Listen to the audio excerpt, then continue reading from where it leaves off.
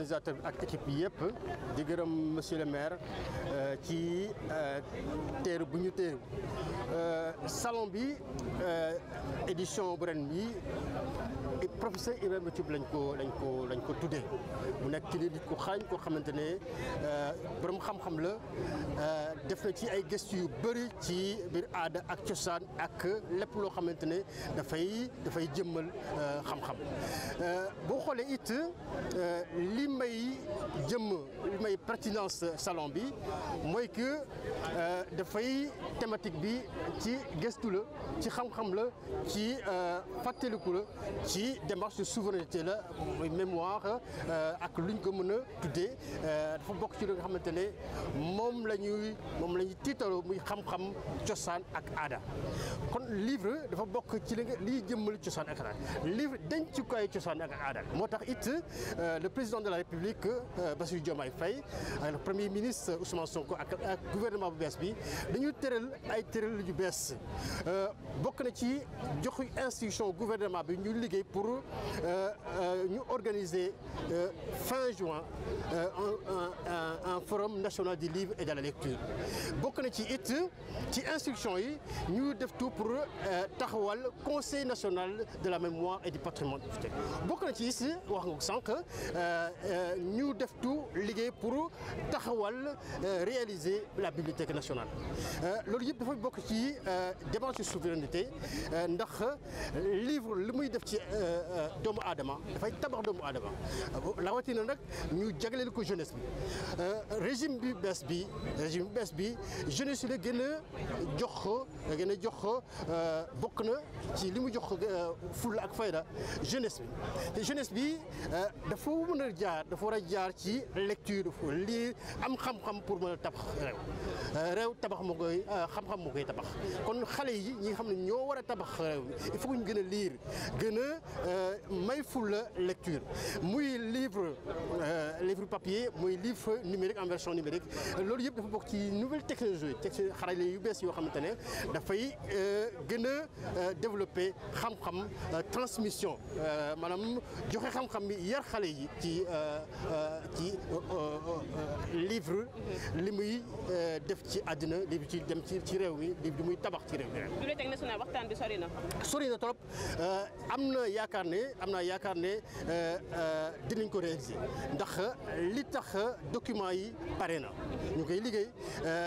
même site bi sax ñu ngi ciy xool kon dootul yàgg parce que ñi ko war a tabax pare nañu kon ñu ciy liggéey boobu ba léegi depuis 10 mois ñu ngi ciy liggéey pour que liñ fiy fekk parce que bibliothèque nationale yàgg na biñ ko instauré de 1976 la jëmmalaat ko 2002 kon jot na comme dañuy laaj suñu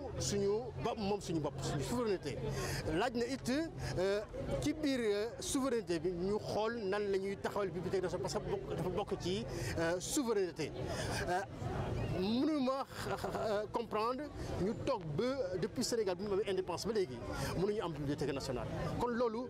bokk na ci priorité yi nouvelle autorité yi président de la République ak premier ministre ak nouveau gouverneur c'est une priorité pour ñu tabax bibliothèque nationale. Je suis monsieur Moustapha Ndéné Ndiaye, écrivain et éditeur, directeur de Fama Édition,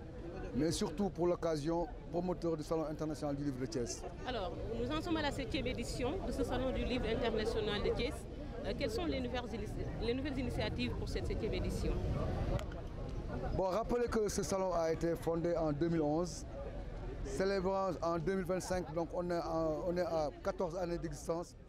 Il faut magnifier cette pérennité, même si rien n'est définitivement gagné. Cette année, on a pris comme thème l'écriture mémorielle des vertus à la réconciliation, avec un parrain à la dimension qui fait largement écho et qui a bien traité, n'est-ce pas, le thème. Il est dans son domaine, il est là la personne la plus indiquée aujourd'hui pour, n'est-ce pas, débattre des questions mémorielles, et sa démonstration entre l'histoire et la mémoire en dit long. Nous en sommes très satisfaits, c'était riche d'enseignement. Et qu'est-ce que vous a inspiré justement à choisir cette thématique? Peut-être pour faire écho à l'actualité, mais au fond, les questions intellectuelles peuvent répondre à l'actualité, mais elles dépassent l'actualité. Qu'on puisse parler de mémoire, d'histoire, elle est là, et c'est une question qui est là, et entre autres questions, que le salon du livre pourrait traiter un jour. Mais il faut revenir sur cette idée quand même qu'en Afrique, ça fait vraiment actualité qu'on puisse parler en fait de mémoire. Ce n'est pas uniquement au Sénégal, en Algérie, au Rwanda, un peu partout. Et les jeunes africaines, malgré, n'est-ce pas, le temps qui passe, il semble qu'il y ait des choses qui durent, mais toutes ces questions vont vers une chose,